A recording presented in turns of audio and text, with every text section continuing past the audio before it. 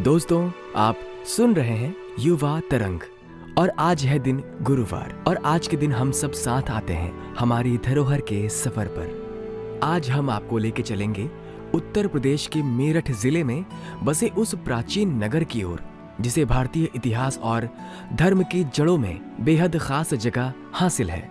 तो हमारा आज का विषय है महाभारत और जैन इतिहास की जीवंत धरोहर हस्तिनापुर।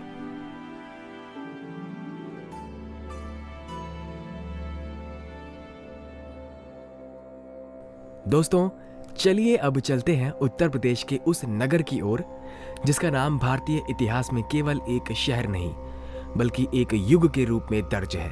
इस नगर ने राज सत्ता देखी, धर्म की धारा देखी, विनाश और आगाज देखा और आज भी अपनी मिट्टी में हजारों सालों की कहानी समेटे खड़ा है। ये नगर है हस्तिनापुर।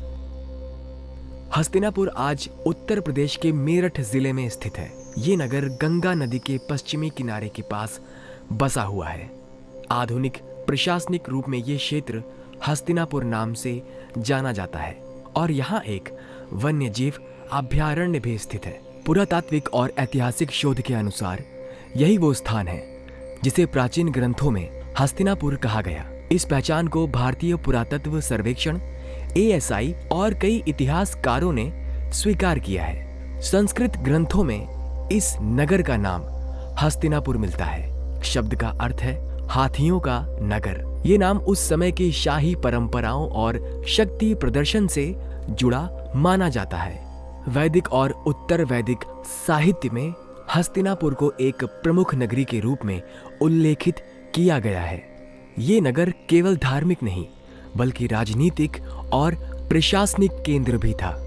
इतिहासकारों के अनुसार हस्तिनापुर कुरु राज्य की राजधानी थी। यही वो राज्य था जिसका वर्णन वैदिक साहित्य और महाभारत में मिलता है। महाभारत में वर्णित कुरु वंश की राजधानी के रूप में हस्तिनापुर का उल्लेख मिलता है। ये वही नगर है जहां से राजा शांतनु, भीष्म, पांडु, धृतराष्ट्र और आगे चलकर पांडव कौरवों का शासन जुड़ा माना जाता है। हालांकि महाभारत एक महाकाव्य है, लेकिन पुरातात्विक खुदाइयों से ये सिद्ध हुआ है कि हस्तिनापुर एक वास्तविक ऐतिहासिक नगर था जो वैदिक काल से लेकर प्रारंभिक ऐतिहासिक काल तक आबाद रहा।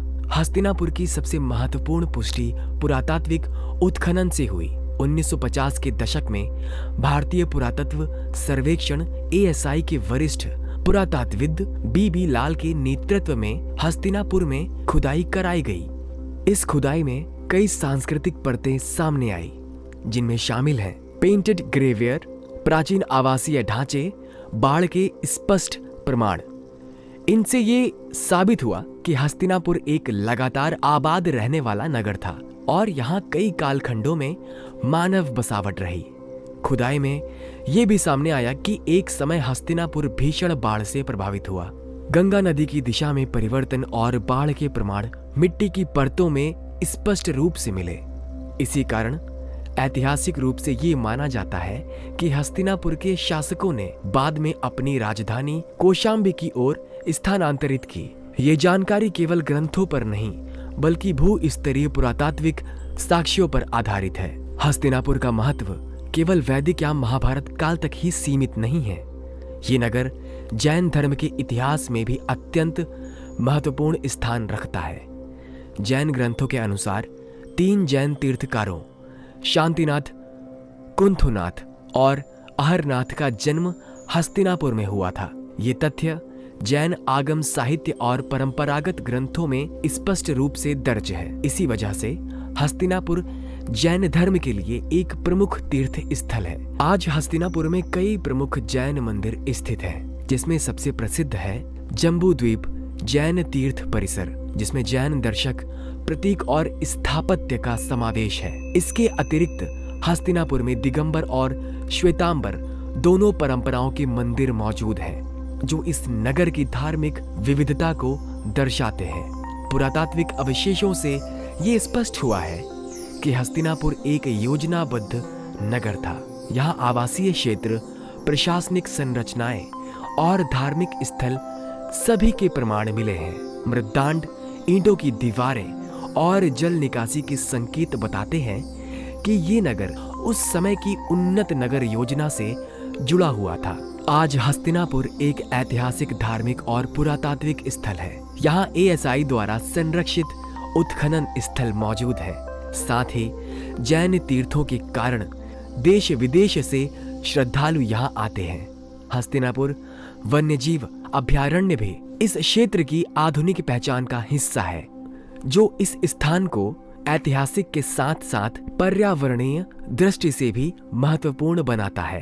तो दोस्तों, हस्तिनापुर कल्पना नहीं है, केवल ग्रंथों का नाम नहीं है, ये नगर है। वैदिक और उत्तर वैदिक इतिहास का साक्ष्य, महाभारत परंपरा से जुड़ा वास्तविक भूस्थान, जैन धर्म के लिए अत्यंत पवित्र तीर्थ और भारतीय पुरातत्व की एक प्रामाणिक धरोहर। हस्तिनापुर हमें ये सिखाता है कि इतिहास केवल किताबों में नहीं होता, वो मिट्टी में होता है, खंडहरों में होता है और उन परतों में होता है जिन्हें समझने के लिए धैर्य और सम्मान चाहिए, क्योंकि हमारी धरोहर हमारी पहचान है।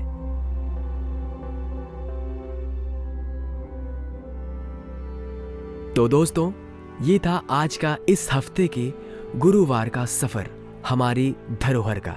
अब अगले गुरुवार को हम फिर से चलेंगे किसी एक और सफर पर हमारी धरोहर में। बने रहें हमारे साथ और सुनते रहिए युवा तरंग।